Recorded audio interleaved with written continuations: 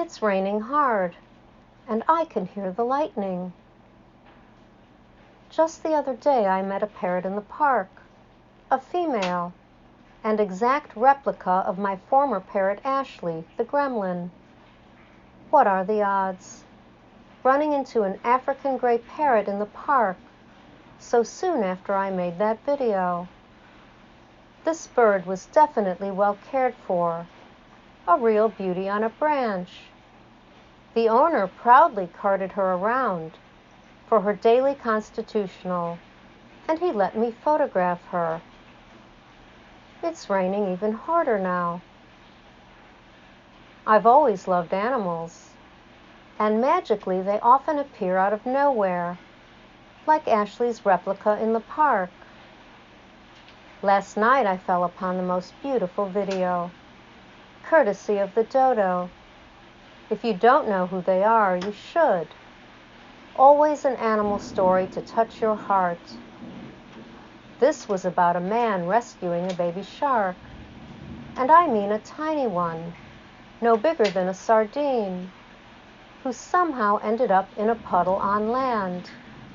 There were lots of puddles between the tiny shark and the ocean, and the man tenderly picked it up and carried it like the baby it was, occasionally stopping to give it a puddle break, placing it gently in every 10th puddle on their way to the ocean so it could breathe.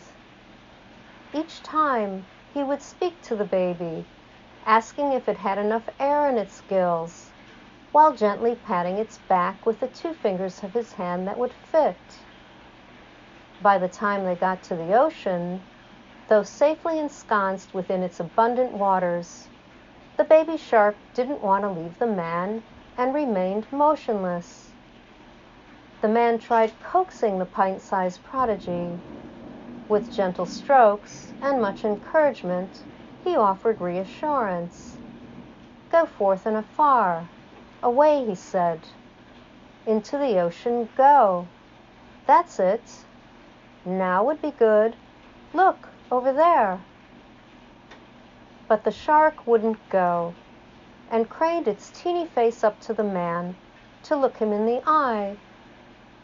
Even without a neck, the shark backbended his head upward, flexible, like a reptile or a mammal, or anyone with a neck.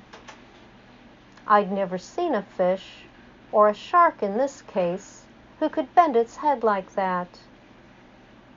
The man could see the shark saw him as his friend, and so he answered, "That's right. We're mates now." Such a beautiful story.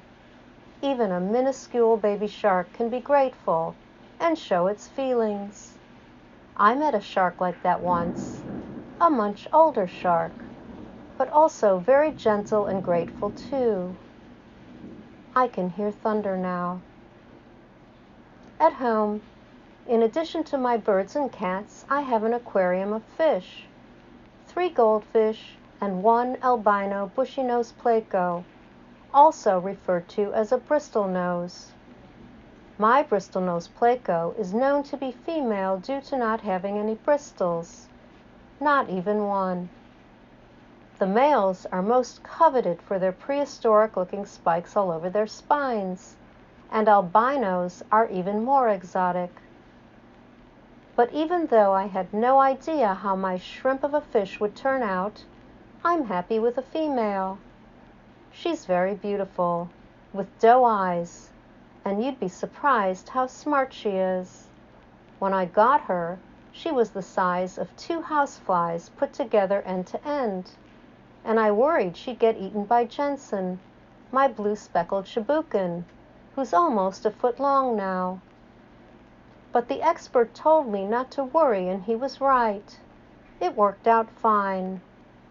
Unlike other notoriously shy plecos of the world who hide under whatever they can get, my girl shows up in plain sight, exactly in the right place at every feeding, and now she's almost 3 inches long and ½ inch wide, huge by comparison to her humble beginnings. She knows I'm the one who takes care of her, and isn't afraid of me or her tank mates, for that matter, now that, from her perspective, she's halfway grown to a big fish. Don't think it's easy having fish. When they get sick, it's a nightmare. Fortunately, these four, Jensen, Martin II, Little Hero the umpteenth, and Bushy Nose, have made it through. But Jensen got sick enough once to sulk at the bottom of the tank and not eat. Usually, this is a critical case that calls for a planter and a plant, which the fish fertilizes from the grave. But it occurred to me to soak Jensen's food in vitamins that smelled, and crush the pellets to drop to the sand in front of Jensen's gulping mouth and sad face, where he could get them. And get them he did, their irresistible odor enticing him to finally eat after days of starvation. Jensen always greets me when I stop by to say hello, and not just for breakfast, when they all rush to the top right-hand side of the tank.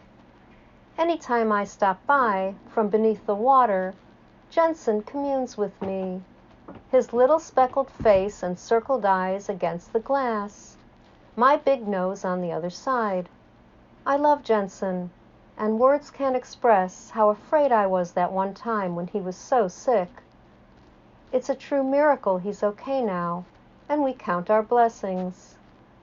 On a daily basis, all the fish eye me from the tank while I write, and this spurs me on.